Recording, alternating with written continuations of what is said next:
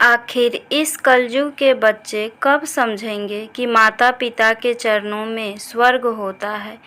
जहाँ पहले कभी गाय या भैंस बांधा जाता था, वहाँ कोई अपनी माँ या सास के लिए जगह बना दे तो उस माँ पर क्या बीतेगी, जिस माँ ने अपने जेवर बेचकर 5 कमरों का घर बनाया। आज उसी माँ के लिए उस घर में कोई जगह नहीं है। जहाँ गाय या भैंस बांधा जाता था, वहाँ छोटी सी तखत के लायक उसमें जगह थी। जहाँ सुबह में भी अंधेरा होता था, मच्छर तो हमेशा भिनभिनाते रहते थे। बिजली बिल बचाने के लिए रात होते ही बेटा बहू बल्ब बंद कर देते थे, जिससे विमला जी को बहुत परेशानी होती थी। वह रात भर जागकर मच्छर मारती थी और हर रात यही सोचती थी कि कल मैं ज़रूर अपने बेटे को बोलूँगी कि एक मच्छरदानी खरीद दे। जैसे ही सुबह के 4 बजे तो हल्की हल्की हवा चलने लगी और विमला जी की आंख लग गई। बहुत गहरी नींद में सो गई थी। उन्हें पता ही नहीं चला कि कब सुबह के 8 बज चुके।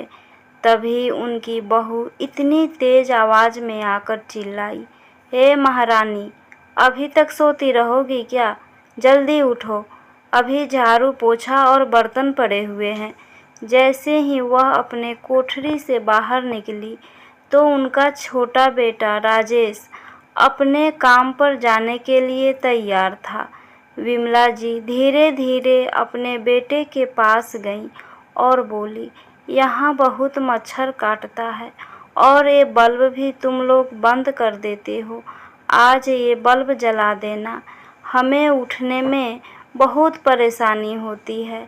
आज तो मैं दीवार से भी टकरा गई, ऊपर से यह मच्छर सोने नहीं देते हैं।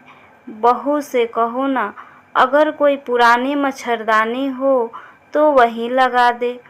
तभी राजेश ने माँ को घूर कर देखा और बोला, माँ, सुबह हुई नहीं कि आपकी फरमाइश और शिकायतें शुरू हो जाती है। आपकी तो उम्र हो गई, फिर भी आपको इतना भी नहीं पता कि कोई काम पर जाता है तो उसे टोका नहीं जाता। आज तो मेरा पूरा दिन ही खराब जाएगा। जब बाबूजी दुकान पर जाते थे तब भी आप यही करती थी। उनको तो आप दही चीनी खिलाकर भेजती थी, उनका तो भला सोचती थी और मेरा नुकसान। छी छी, कैसी माँ हो आप। आप अपना सुबह सुबह गंदी शक्ल मुझे मत दिखाना। विमला जी बोली, नहीं नहीं बेटा, मैं तो ऐसा सपने में भी नहीं सोच सकती कि तुम्हारा कभी नुकसान हो। जीवन का सबसे बड़ा नुकसान सह लिया है, अब कोई और नुकसान सहने की ताकत नहीं है। और मैं अभी ना बोलूँ तो कब बोलूँ? तुम तो मिलते ही नहीं हो। शाम में तुम थके हारे आते हो, इसलिए कुछ कहती नहीं। गलती हो गई बेटा, आगे से ध्यान रखूँगी। इतना कहते हुए विमला जी की आंखें भर आई। राजेश फिर बोला, अब रोते हुए अगर आप मुझे टोकेंगी, वह भी तब जब मैं काम पर जा रहा हूँ, तो सोचिए मेरा क्या ही फायदा होगा। प्रिया, ओ प्रिया, सुन रही हो? राजेश ने अपनी पत्नी को आवाज़ लगाया। प्रिया बोली, हाँ हाँ, आ रही हूँ। अरे, मैं तो सोची कि आप चले गए, लेकिन अभी तक आप यहीं हैं। राजेश बोला, जरा माँ का दुखड़ा भी सुन लेना। जाते हुए इन्होंने मुझे टोक दिया, अब ना जाने आज धंधे में नुकसान होगा या क्या होगा। इतना कहकर मुंह बनाते हुए दुकान की तरफ चला गया। राजेश के जाते ही प्रिया विमला जी से बोली, क्यों माँ जी, अपने बेटे का सुख देखना पसंद नहीं है क्या? सुबह होती नहीं कि आपकी किटकिट शुरू हो जाती है। ना जाने 1 महीने कब बीतेगा और मैं आपको जेठानी जी के घर भेज दूँ। वहीं क्यों नहीं रह जाती, क्या परेशानी हो गई? विमला जी बोली, बहू देखो अभी सुबह के 9 बजे हैं और उस कोठरी में देखो कि कितना अंधेरा है। अंधेरे की वजह से मच्छर भी बहुत काटता है। मुझे बच्चों के कमरे में ही एक कोने में जगह दे देती, कम से कम यहाँ अकेली तो नहीं रहूँगी। तभी प्रिया बोली, बच्चों के कमरे में तो बिल्कुल भी जगह नहीं है, वह आपके साथ सोना पसंद नहीं करेंगे। चुपचाप यहीं पर पड़ी रहिए, ठीक है? अब से रात को बल्ब जला दूंगी। अब खड़ी क्यों हैं, जाकर साफ सफाई करिए। इतना कहकर वह अपने कमरे में चली गई। उनको काम करते करते 12 बज गए। जब नहा धोकर आई तो बच्चे बोल रहे थे, मम्मी मुझे थोड़ा पनीर की सब्जी और दे देना, बहुत अच्छी स्वाद बनी है। विमला जी मन ही मन सोच रही थी कि बहू बहुत दिनों बाद पनीर बनाई है। बहुत दिनों से कुछ अच्छा खाने को मन कर रहा था, आज तो पेट भर खाऊंगी। सोच सोच कर विमला जी मन ही मन खुश हो रही थी। तभी प्रिया उनके लोटे में पानी और पुरानी टेढ़ी मेढ़ी प्लेट में 2 रोटी डाली और 1 कटोरी में दाल और बोली, खाने के बाद अपना यह बर्तन धोकर रख देना, वरना पूरे दिन मक्खी भिन भिन करते रहते हैं। विमला जी आशा भरी नज़रों से बहू को देखी और बोली, बहू आज भी रोटी और दाल बनी है? बच्चे तो यह हर रोज़ नहीं खाते होंगे, फिर मुझे क्यों हर रोज़ देती हो? प्रिया बोली, कुछ नहीं बना है, सब के लिए यही बना है, खाना है तो खाओ वरना जाकर मरो। बेचारी विमला जी दाल में सूखी रोटी डुबा डुबा कर अपने टूटे दांतों से किसी तरह निगल रही थी और अपने पुराने दिनों को सोच रही थी। जब छोटा बेटा हुआ था तो लोग उनके पति राम बिहारी जी से कह रहे थे, राम बिहारी जी बहुत बहुत बधाई हो, अरे आप तो किस्मत के बड़े धनी इंसान निकले। पहले बेटे में पूरे गांव में मिठाई बांटा, अब इस बेटे में क्या करेंगे? राम बिहारी बाबू अपना सीना चौड़ा करते हुए बोले, आप सबका आशीर्वाद रहा तो इस बार पूरे गांव को दावत दूंगा। बस आप सब मेरे बच्चों को आशीर्वाद दीजिए कि वह पढ़ लिख कर अच्छा इंसान बने। राम बिहारी जी और विमला जी का सुखी संपन्न परिवार था। वह एक मेहनती किसान थे। उन्होंने 2-3 गाय और भैंस पाल रखे थे, जिसके दूध बेचकर और खेती के फसल को बेचकर पैसा इकट्ठा किया। फिर पास के शहर में अपने लिए एक मकान लिया और एक कपड़े की दुकान खोल दी, जिस पर ईश्वर की कृपा हुई और दुकान खूब चलने लगी। अब इनके पास पैसों की कोई कमी नहीं थी, खुशी से सबका जीवन कट रहा था। फिर करीब 3 साल बाद विमला जी ने फिर खुशखबरी दी। राम बिहारी जी खुशी से फूले नहीं समाये थे जब नर्स ने आकर यह बताया, राम बिहारी जी आपके घर लक्ष्मी आई है। विमला जी का मन थोड़ा सा उदास हुआ तो राम बिहारी जी समझाते हुए बोले, क्या हुआ, बेटा हो या बेटी, माँ बाप के लिए सब एक जैसे होते हैं। हमें तो खुश होना चाहिए, भगवान को शुक्रिया कहना चाहिए कि 2 बेटों के बाद एक लड़की का भी सुख दे दिया। धीरे धीरे समय बीतने लगा। बड़ा बेटा मोहन कॉलेज की पढ़ाई खत्म किया। उसे नौकरी में कोई दिलचस्पी नहीं थी। उसके 2 साल बाद राजेश भी अपनी पूरी पढ़ाई खत्म करके अपने शहर लौट गया। दोनों बेटों ने अपने पापा के साथ कारोबार करने की इच्छा जताई। उसके पापा ने भी खुशी खुशी अपने साथ दोनों को काम पर लगा लिया। कुछ साल बाद मोहन की शादी रिया से हो गई, जो एक पैसे वाले घर से थी। राजेश ने अपने पसंद की लड़की प्रिया से शादी की। शुरू में दोनों बहुओं ने दोनों दंपति की खूब देखभाल करती थी और इकलौती ननद से भी प्रेम जताती थी। समय बीता। 2 साल बाद राम बिहारी जी ने अपनी बिटिया सीमा की शादी एक अच्छे परिवार में कर दी, जहां उनकी बेटी बहुत खुश थी। हंसी खुशी से सब लोग रह रहे थे। राम बिहारी जी और विमला जी अपने जीवन से बहुत खुश थे, परंतु उनके परिवार को किसी की बुरी नज़र लग गई। ना जाने क्या बात हुई कि कारोबार में अचानक घाटा होने लगा। राम बिहारी जी को समझ नहीं आ रहा था आखिर कारोबार में घाटे का कारण क्या है, और फिर गलती हुई तो कहाँ हुई, क्योंकि इतने सालों में कभी इतना घाटा नहीं हुआ। एक रोज़ घर आकर अपनी पत्नी से परेशानी बताई, तब विमला जी बोली, एक बार जांच पड़ताल करो, फिर खाते को देखो, सब पता चल जाएगा। दुकान में इतने सारे लड़के काम करने वाले हैं, हो सकता है किसी को लालच हो गया होगा। उन्हें पत्नी का सुझाव पसंद आया।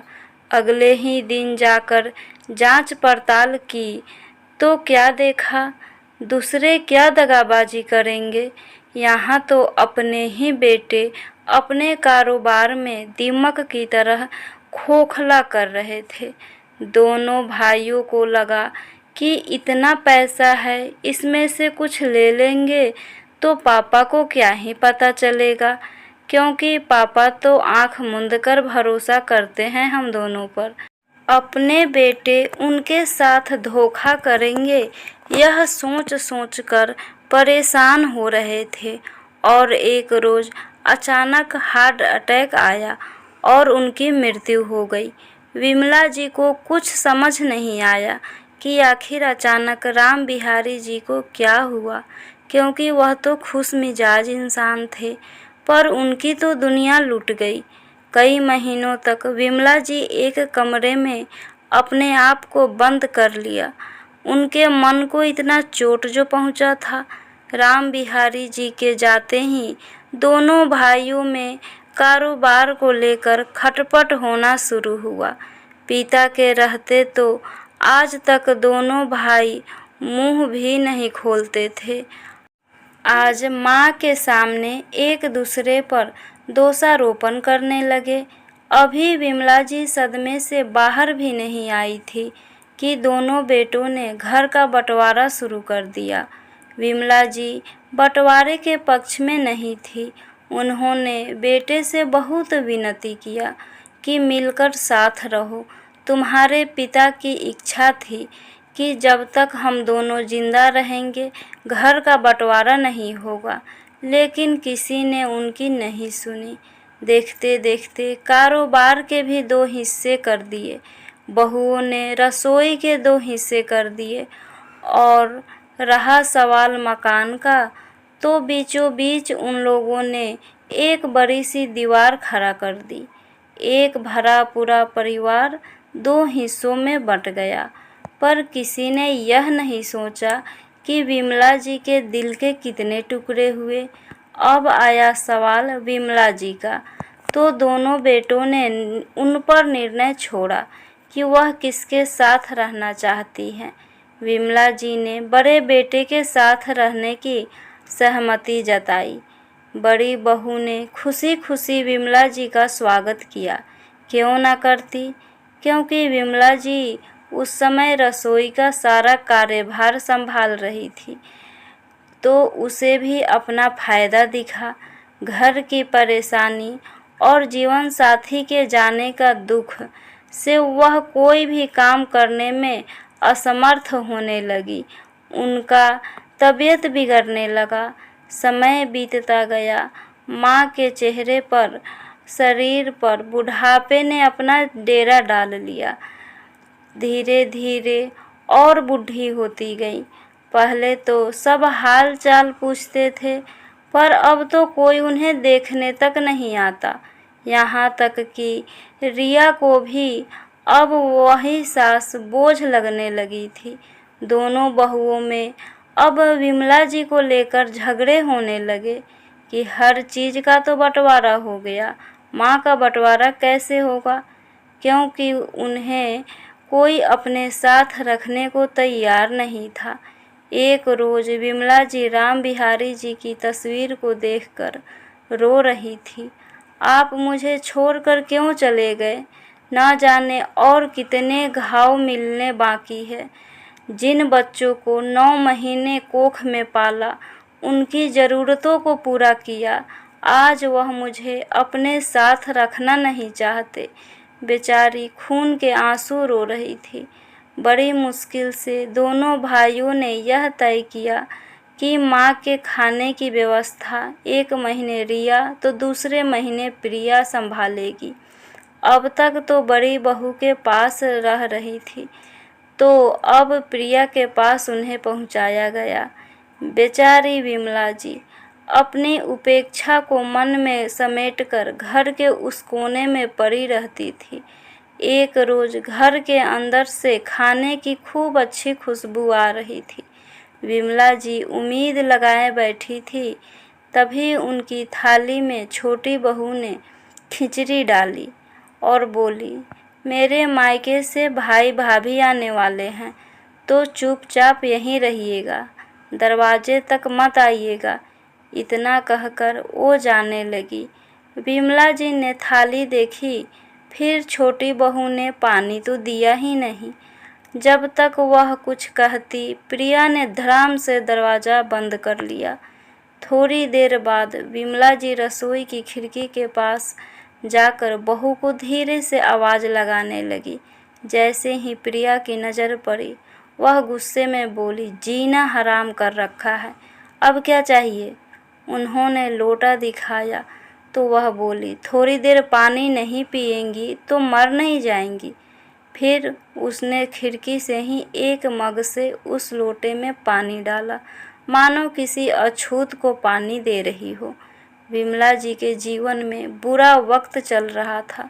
समय बीता। एक रोज़ विमला जी को भूख लगी थी, पर डर के मारे दरवाजे पर भी दस्तक नहीं दे पा रही थी।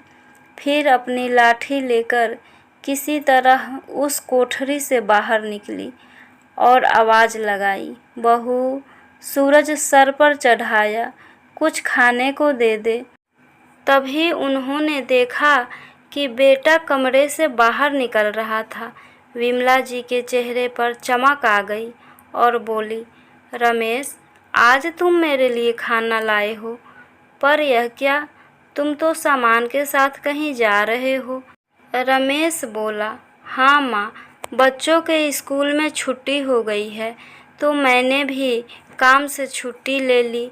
अब तुम्हारी बहू को कहीं ले जा नहीं पाता, पूरे दिन घर गृहस्थी में बेचारी लगी रहती है, तो हम लोग कुछ रोज़ के लिए बाहर जा रहे हैं। विमला जी रूंधे हुए स्वर में बोली, अगर तुम लोग चले जाओगे तो मुझे रोटी खाने के लिए कौन देगा? क्या अपनी माँ को मरने के लिए छोड़कर जाओगे? तभी प्रिया बोली, माँ जी, अभी आप मरने वाली नहीं हैं, और वैसे भी आज महीने की आखिरी तारीख है, कल से आपकी जिम्मेदारी भाभी की है। यह लीजिए 4 रोटी और दाल, जल्दी जल्दी खा लीजिएगा, कल की दाल है, कहीं ख़राब ना हो जाए। सुबह भाभी आपको ले जाएंगी, हमारे पीछे से घर का ध्यान रखिएगा। इतना कहकर निकल गए। बेचारी विमला जी अपने बेटों और बहुओं को जाते हुए निहार रही थी। उन्हें बहुत जोरों की भूख लगी थी, तो उन्होंने सोचा पहले खाना खा लेती हूँ। जैसे ही उन्होंने दाल मुंह में डाली, दाल खट्टी हो चुकी थी, फिर भी बेचारी ने किसी तरह उसे खा लिया। फिर 2 रोटी बचाकर रखी, ताकि रात में कम से कम पानी में डुबोकर ही खा लेंगी, क्योंकि पेट की आग तो परिस्थिति समझती ही नहीं है। अगले दिन बहुत देर तक रिया का इंतजार करती रही, जबकि घर के बीचों बीच बस दीवार ही तो थी। एक बार सोची कि खुद ही चली जाती हूँ, पर उन्हें लगा कहीं उनका एकाएक जाना बहू को नाराज न कर दे। बैठी बैठी बेचारी की आंख लग गई। तभी किसी ने हाथ के स्पर्श से उन्हें जगाया। माँ चलो, मैं तुम्हें लेने आया हूँ। विमला जी ने देखा कि बड़ा बेटा आया है। वह बोली, बेटा कब से राह देख रही थी, बहुत जोरों की भूख लगी है, ले चल मुझे जल्दी।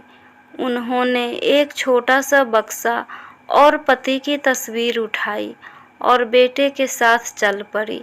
बेटे में इतनी भी आत्मीयता नहीं थी कि माँ का एक हाथ थाम लेता। बेचारी एक हाथ में उस छोटे से बक्से को और दूसरे हाथ में अपनी लाठी ठेंगते हुए चलती जा रही थी। जब वहाँ पहुँची तो देखा कि जिस कमरे में वह आज तक रहती थी, वहाँ ना ले जाकर बेटा उन्हें पीछे के बरामदे पर लगी एक छोटी सी खाट पर बिठाया और वह बेटा बोला, इस बक्से में क्या रखी हो माँ? जब भी आती हो इसे लेकर आती हो और जब भी जाती हो तो इसे लेकर जाती हो। विमला जी पहले इधर उधर देखी, फिर सोचा चलो यहाँ खाने को मिल ही जाएगा। बेटे ने फिर माँ से वही सवाल किया। विमला जी उस बक्से को अपने पीछे करते हुए बोली, कुछ नहीं बेटा, इसमें कुछ नहीं है।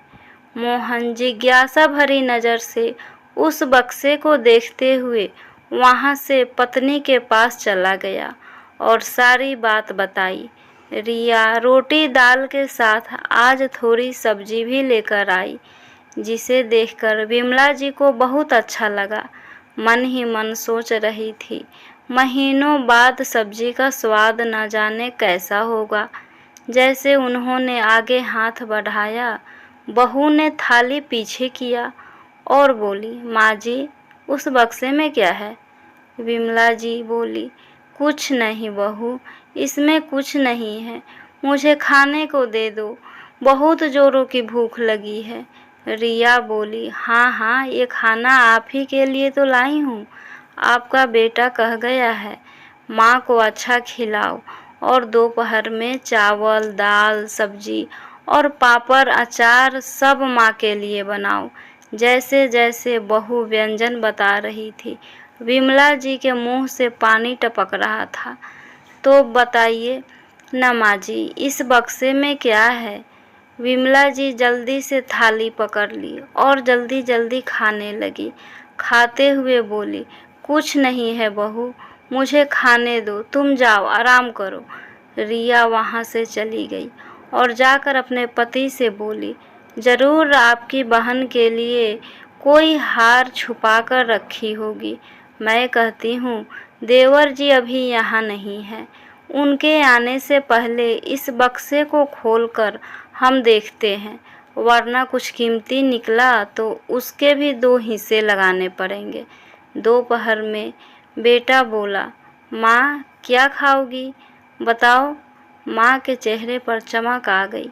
जैसे ही वह कुछ कहती, रिया बोली, जो कहेंगी मैं बना दूंगी, परंतु पहले मुझे वह बक्सा खोलकर दिखाए, वरना मैं इनको और उनके बक्से को दोनों को अपने घर से बाहर निकाल दूंगी। मोहन बोला, माँ आप क्या चाहती हो?